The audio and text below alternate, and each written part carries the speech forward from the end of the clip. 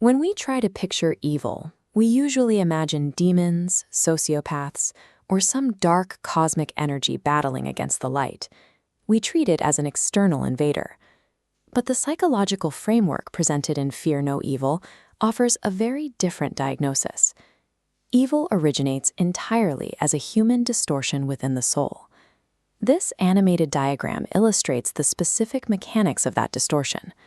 Watch how the bright pulsing shape, representing our innate life force, becomes physically entangled and trapped within the jagged, dark shape of destructiveness. Destructive behavior relies entirely on this stolen energy. Without the fuel of the pleasure principle, human destructiveness would simply run out of gas.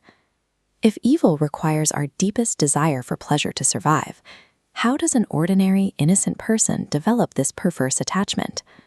How do they enter a cycle of cruelty in the first place? To defeat this distortion, we have to stop looking for monsters in the shadows and examine the miswired survival mechanisms operating inside our own minds. As the environment becomes overwhelming, the figure curls inward to protect itself. This defensive posture mimics where the distortion actually begins, in early childhood.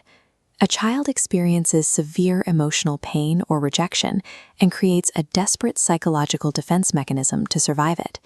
We call the first stage of this progression numbness toward the self. A child completely overwhelmed by trauma learns to literally shut down their own feelings to tolerate the unbearable. Numbing out is a highly effective temporary shield, but keeping that shield raised into adulthood, long after the original threat has vanished, marks the true beginning of the soul's distortion. Eventually, this internal shield evolves into stage 2, numbness toward others. Empathy fades, replaced by a passive indifference that allows a person to witness human suffering without feeling a trace of discomfort. This passive state is dangerous. Because it lacks outward aggression, it easily camouflages itself within normal society, all while providing the perfect cover for unchecked selfish impulses. Malice is often a late-stage development. It is preceded by this long-term erosion of the capacity to feel, which creates a psychological vacuum right where empathy is supposed to live.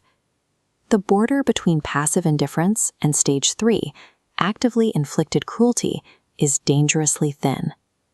Active cruelty carries a hidden motive. Inflicting pain on others actually acts as a highly potent numbing agent. It kills off a person's remaining capacity to feel, walling them off from their own internal fears and unresolved guilt. This flowchart maps out the core psychological mechanic driving this behavior: perverse attachment. Notice how the childhood trauma node merges directly with the pleasure principle node. The mind unconsciously recruits our positive life energy to make early suffering bearable, fusing them into a locked, destructive circuit. This marriage of positive life energy and destructive attitudes creates a perpetual engine. Without the accidental involvement of the pleasure principle keeping that circuit running, the human capacity for destructiveness would be short-lived. This locked circuit results in behaviors like sadism, the unconscious finding of pleasure in inflicting pain, and masochism, the unconscious finding of pleasure in enduring it. There is a tragic side effect to this wiring. Because the individual's life energy is locked onto negativity, experiencing genuine love becomes impossible. They may consciously crave connection, but they will unconsciously reject healthy relationships. Active evil is a hijacked survival mechanism. The soul's deepest desire for pleasure is turned against the self and everyone else. To defeat this internal distortion, the solution is never to repress the life force or kill off the desire for pleasure. You have to change its form of expression. There is a massive hidden obstacle here. Individuals trapped in this cycle actually fear untainted joy.